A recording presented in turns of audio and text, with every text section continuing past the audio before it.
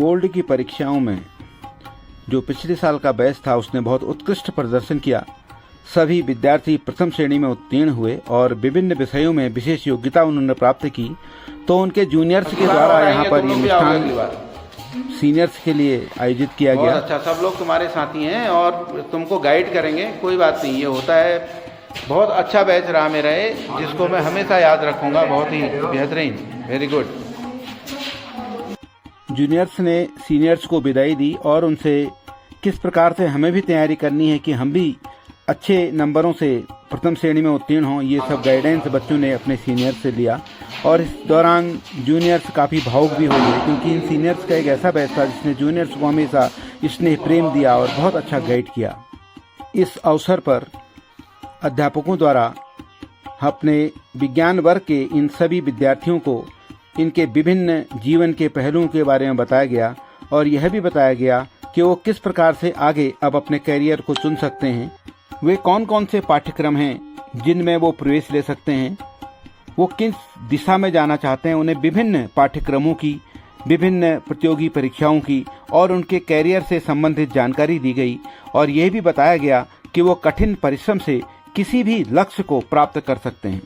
इस अवसर पर सीनियर विद्यार्थियों ने अपने जूनियर विद्यार्थियों को भी विभिन्न किस प्रकार से तैयारी की जाए परीक्षाओं के लिए ये भी बताया और अध्यापकों द्वारा इन विद्यार्थियों का मार्गदर्शन किया गया और इनको बताया गया कि किस प्रकार से किन किन पाठ्यक्रमों में अब वो प्रवेश ले सकते हैं और किस प्रकार से अपने जीवन को उन्नत बना सकते हैं और कौन कौन सी योजनाएं उनके लिए हैं जिनका वो लाभ प्राप्त कर सकते हैं और कौन कौन सी प्रतियोगी परीक्षाओं की तैयारियां किस प्रकार से करनी है। ये सब संपूर्ण जानकारी इन विद्यार्थियों को दी गई और उनको ये भी बताया गया कि किन किन पाठ्यक्रमों में क्या क्वालिफिकेशन होती है और उन पाठ्यक्रमों में आप किस प्रकार से अपनी तैयारी कर सकते हैं।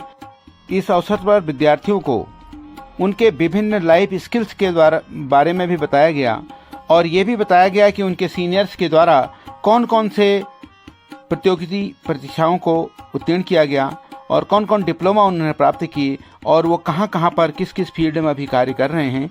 तो विद्यार्थियों ने बड़े गौर से इन बातों को सुना और कहा कि हम जरूर कोशिश करेंगे कि इंटरमीडिएट के बाद हम एक अच्छे स्थान को प्राप्त कर सकें ताकि हम अपने परिवार को, अपने समाज को एक नई दिशा दे सकें और समाज के काम आ सकें।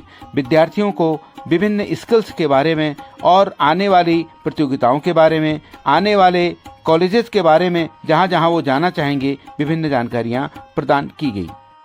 इस अवसर पर विद्यार्थियों ने भी अपने विचार प्रस्तुत किए और मार्गदर्शन लिया। उन्होंने बताया कि वो किन किन फील्ड में जाना चाह रहे हैं, उनकी योजना क्या बनी है।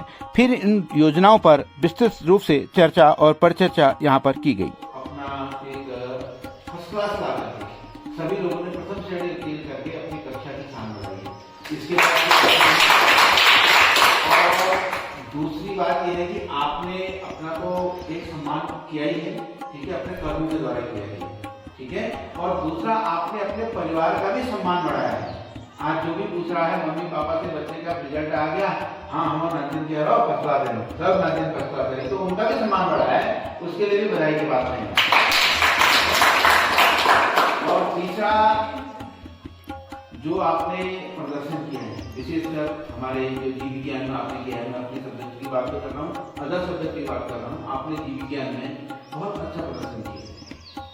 जो जिस तरह का एक यहाँ से आप जोरहाट जाते हो, लंबा सफर तय करते हो, तो 1 घंटा आने में लगता है, 1 घंटा जाने में लगता है, दूसरे स्कूल में जाके पेपर देना होता है, उसके बावजूद भी अपने आप को आपने कंसंट्रेट किया, अपने आप को आपने वहाँ पर केंद्रित किया। होता है ना, भूल जाता है आदमी, थोड़ा दूसरी जगह हम जाते हैं, माहौल अलग हो जाता है। अगर अपना स्कूल होता है तो माहौल अलग होता है, यहाँ फैमिलियर रहता है, मैं कोई चीज़ नई चीज़ का सामना नहीं करना पड़ता। जैसे आप अपने टीचर से भी फैमिलियर होते हो, अपने विद्यालय से फैमिलियर होते हो, जहाँ आप बैठ रहे हो 6 से 12 तक पढ़े हो आप, ठीक है ना, तो जहाँ आप बैठ रहे हो हर जगह बैठे हो आप।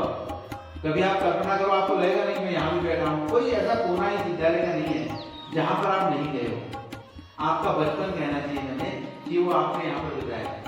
जो छोटा बच्चा होता है ना, कच्चा से कैसा बच्चा होता है, अब आप देख सकते हो उसको, हम भी ऐसे ही करें, ठीक है। तो वहाँ से आप चले हो और मुझे बहुत अच्छी तरह याद है जब आप 6, 7, 8 में थे तो मैं आपकी राइटिंग सुधारने के लिए बोला था, आप उसमें छोटे छोटे लाइन लगा के खड़े हो। ठीक है ना।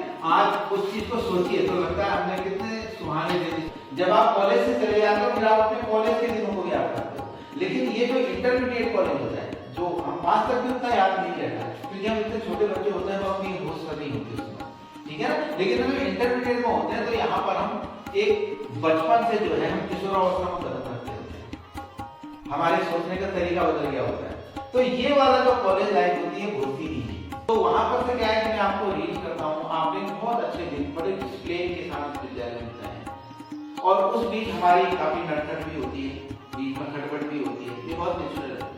जब बच्चे पढ़ते हैं तो सबसे उनके विचार मिलने बहुत जरूरी नहीं है। बहुत मेहनत करी, हमने भी जितना कर सकते थे विद्यालय लेवल में, जितना हो सकता था, जितने पॉसिबल होता था आपको हर प्रकार से मदद करने की कोशिश की, हम कोशिश ही कर रहे हैं, ठीक है। और आप लोग उस मदद पर बहुत खड़े होते हैं।